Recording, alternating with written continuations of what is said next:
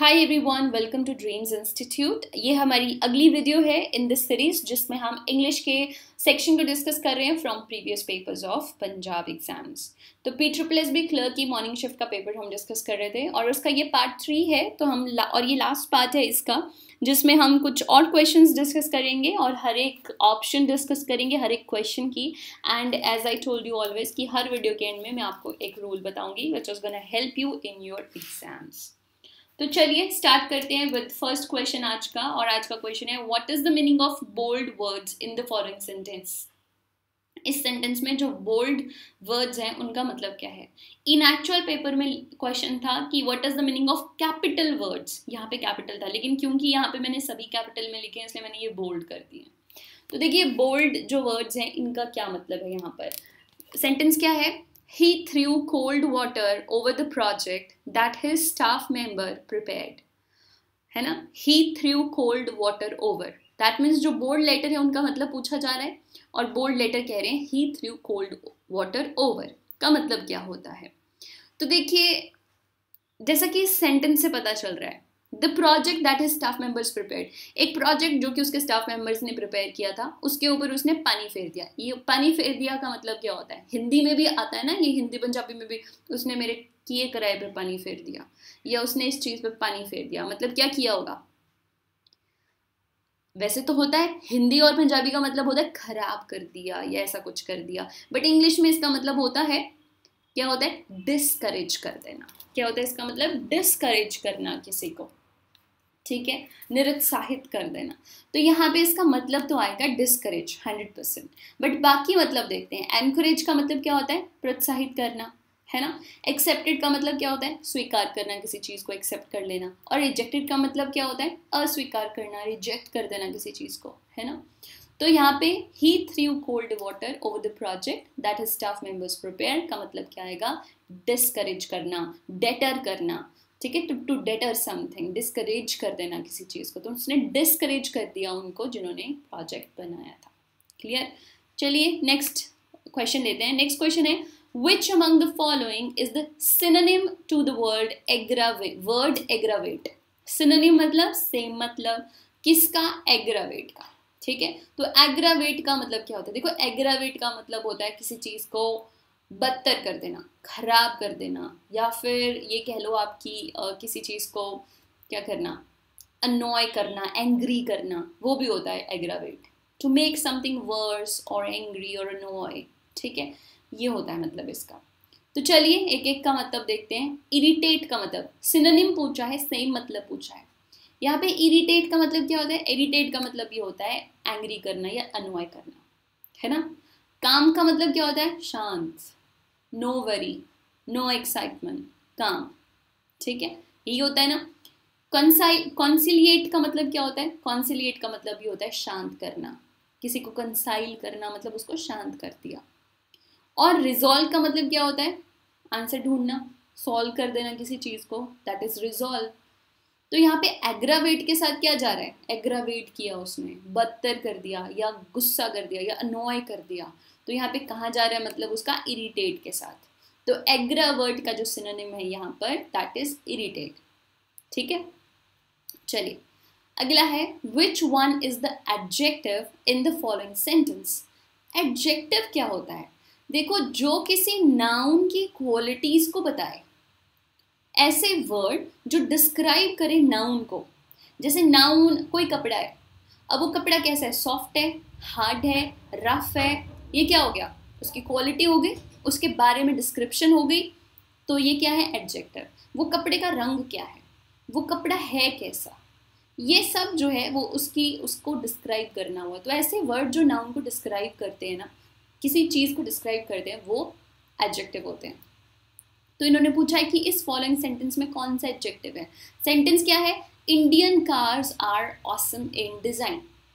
Indian cars are awesome in design. यहाँ से क्या पूछा है, एडजेक्टिव पूछा है ना। तो देखिए यहाँ पे देखिए उल्टे से लेते हैं। डिजाइन क्या है, design is a noun, design नाम है किसी चीज का, है ना। इन क्या है, इन इज अ प्रेपोजिशन।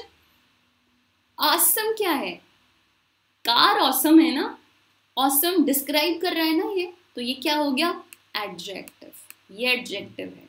लेकिन हमारे सेंटेंस, हमारे ऑप्शन में ऑसम है ही नहीं, तो शायद इसमें 2 एडजेक्टिव हैं। आगे देखिए, आर क्या है, वर्ब, हेल्पिंग वर्ब है ना। कार्स क्या है, नाम है, तो ये क्या है, नाउन है। क्या बचा, इंडियन, कौन सी कार्स, इंडियन कार्स, तो ये इंडियन भी क्या कर रहा है, डिस्क्राइब कर रहा है कार्स को। ऑसम भी क्या कर रहा है, डिस्क्राइब कर रहा है कार्स को, तो यहाँ पे इंडियन भी क्या है, एडजेक्टिव। तो यहाँ पे 2 एडजेक्टिव थे, इंडियन और ऑसम। तो ऑसम तो ऑप्शन में है नहीं, क्या है हमारे पास, Indian. So Indian is the answer. इस सेंटेंस में 2 एडजेक्टिव थे हमारे पास, तो इंडियन एडजेक्टिव है, कार्स नाउन है, आर वर्ब है, ऑसम एडजेक्टिव है, इन प्रपोजिशन है, और डिजाइन नाउन है आपका। फाइन, तो यहाँ ये नाउन है, ये भी नाउन है, तो नहीं होना था, और ये वर्ब है, तो ये भी नहीं होना था। This is Indian. ठीक है, इंडियन जो है वो हमारा आंसर है, एडजेक्टिव आंसर। जैसे अगर मैं कहूँ सिल्क स्कार्फ, सिल्क स्कार्फ, तो इसमें सिल्क क्या है और स्कार्फ क्या है। स्कार्फ तो नाम है, तो नाउन हो गया, लेकिन नाउन को डिस्क्राइब कौन कर रहा है, सिल्क, तो सिल्क क्या है, एडजेक्टिव। इंडियन बॉय, अगर मैं कहूँ इंडियन बॉय, तो इंडियन बॉय में बॉय क्या है, बॉय तो नाउन है, लेकिन इंडियन क्या हो गया, एडजेक्टिव। चाइनीज बॉय में चाइनीज एडजेक्टिव हो गया, टॉल बॉय में टॉल एडजेक्टिव हो गया, ब्लैक डॉग में ब्लैक एडजेक्टिव हो गया। आई होप अब आपको समझ आ गया होगा कि एडजेक्टिव क्या होते हैं, है ना। चलिए, which among the following is opposite to the word ecstasy? ecstasy का opposite क्या होता है, तो ecstasy का मतलब पता क्या होता है, ecstasy का मतलब होता है बहुत ही हैप्पीनेस फील करना, feeling of great happiness. Hindi में कहें तो परमानंद, बड़ा आनंद आ रहा है, बहुत ही ज्यादा आनंद, उसको बोलते हैं एक्सटैसी। अब यहाँ पे देखिए, इन्होंने पूछा ऑपोजिट द मीनिंग, उल्टा मीनिंग पूछा है। डिलाइट का मतलब क्या होता है, डिलाइट का मतलब ये होता है ग्रेट प्लेजर।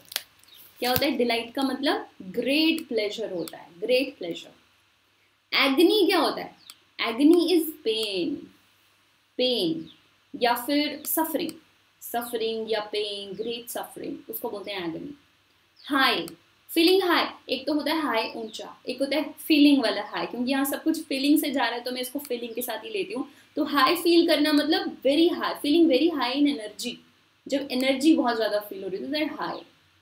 ठीक है, एंड देन जॉय, जॉय भी क्या होता है, आनंद, प्लेजर। तो देखिए यहाँ पे डिलाइट, हाई और जॉय, डिलाइट और जॉय तो एक ही जैसा आ रहा है, एक्सटैजी की तरह, सेम मतलब, लेकिन उल्टा मतलब किसके साथ जा रहा है, एगनी के साथ। ऑपोजिट पूछा है ना इन्होंने, पेन और सफरिंग, हैप्पीनेस के उल्टा है पेन और सफरिंग, तो ऑपोजिट मीनिंग में क्या जा रहा है, एगनी। क्लियर। अगला क्वेश्चन लेते हैं, what will be active and passive voice of the following sentence, we must respect the elders, इसका एक्टिव या पैसिव। तो देखो इसको क्या होता है ना, जब हम वॉइस चेंज करते हैं ना, तो सबसे पहली बात तो ये होती है, इधर का सब्जेक्ट इधर जाके ऑब्जेक्ट बन जाता है, इधर का ऑब्जेक्ट यूजुअली यहाँ जाके सब्जेक्ट बन जाता है, मेन तो यही चेंज होता है। फिर बाद में वर्ब, पार्टिसिपल ये आते हैं, और साथ में बी भी आता है पैसिव वॉइस में। तो यहाँ पे बी नहीं, ये एक्टिव वॉइस है, इसको चेंज करना है हमने, we must respect the elders, elders must be respected, the कहाँ गया पहली बात तो, है ना। Elders must be respected by all, all कहाँ से आ गया, ऑल तो था ही नहीं यहाँ पे।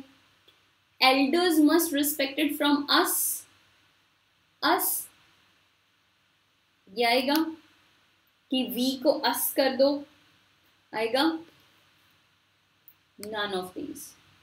तो देखिए अगर ये ना, अगर आप कहो कि वी को यहाँ ले जाके अस कर दिया हमने, तो भी ये सही नहीं है। यहाँ पे simply we must respect the elder जो है, यहाँ का इसका जो पैसिव चेंज होगा वो सीधा सीधा चेंज होगा, एल्डर्स मस्ट बी रिस्पेक्टेड, ये सबके लिए।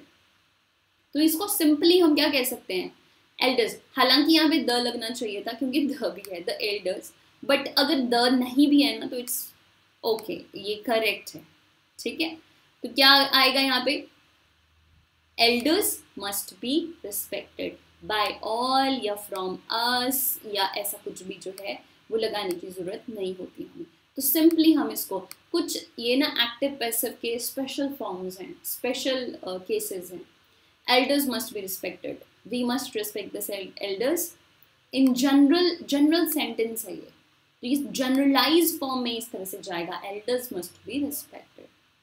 इतना ही काफ़ी है, इसके साथ बाय ऑल या फ्रॉम अस लगाने की ज़रूरत नहीं होती है, ठीक है। तो क्या आएगा, एल्डर्स मस्ट बी रिस्पेक्टेड, ठीक है। ऑल राइट, चलिए वीडियो के एंड में पहुंच गए हैं और आज का हम रूल देखते हैं, और इसके साथ हमने ये क्वेश्चन पेपर भी कंप्लीट कर लिया, और नेक्स्ट वीडियो में हम एक नए क्वेश्चन पेपर के साथ आएंगे, ठीक है। एक नया पेपर डिस्कस करेंगे, उसका इंग्लिश सेक्शन डिस्कस करेंगे। तो चलिए अगला रूल है difference between in the and and eight the and में क्या डिफरेंस है। एट द एंड तब लगता है जब आप किसी टाइम और स्पेस के एंड को बता रहे हो। जैसे मान लो आप कहो कि मेरा घर इस स्ट्रीट के एंड पर है, जब किसी फिजिकल प्लेस की बात हो रही है। When you are referring to the end of something, actual end of something, और want to indicate specific time और प्लेस कि उस टाइम के एंड होने तक, मूवी के एंड होने तक, लाइक दैट, ठीक है। So his house is located at the end of the street, physical location है, स्ट्रीट के एंड में है, तो एट द एंड आएगा। At the end of the show we got up and left, show खत्म हो गया, उस टाइम 3 घंटे का शो था तो एंड हो गया उसका, ठीक है। तो एट द एंड। और इन द एंड पता क्या होता है, as a result, in the end ऐसा हो गया। जब हम आउटकम और रिजल्ट की बात कर रहे होते हैं ना किसी चीज़ की, तो फिर हम यूज़ करते हैं in the end. So when we want to refer to the outcome of event और disclose of a result, outcome और रिजल्ट की बात करते हैं ना, तो हम यूज़ करते हैं इन द एंड। जैसे in the end I decided on the bouquet of tulip, तो उसने बहुत डिस्कशन की होगी, सोचा होगा कि मैं कौन सा बुके दूँ, तो उसने at the end as a result उसने क्या डिसाइड किया कि वो ट्यूलिप का बुके दे रहा है। In the end we decided on a destination wedding, तो बड़ा डिसाइड किया, बहुत डिस्कशंस की, प्रोस कॉन्स देखे, and in the end outcome है, रिजल्ट है, इन द एंड उन्होंने क्या किया, we decided on a destination wedding. Clear हो गया। जब आप एक्चुअल एंड बता रहे हो ना किसी चीज़ का, किसी इवेंट का या किसी जगह का, किसी फिजिकल प्लेस का, तो आप यूज़ करते हो एट द एंड। लेकिन जब आप रिजल्ट और आउटकम की बात करते हो तो आप यूज़ करते हो इन the end. I hope it is clear, और ये वीडियो भी आपको अच्छी लगी होगी। So keep sharing with your friends and stay tune with us. Thank you.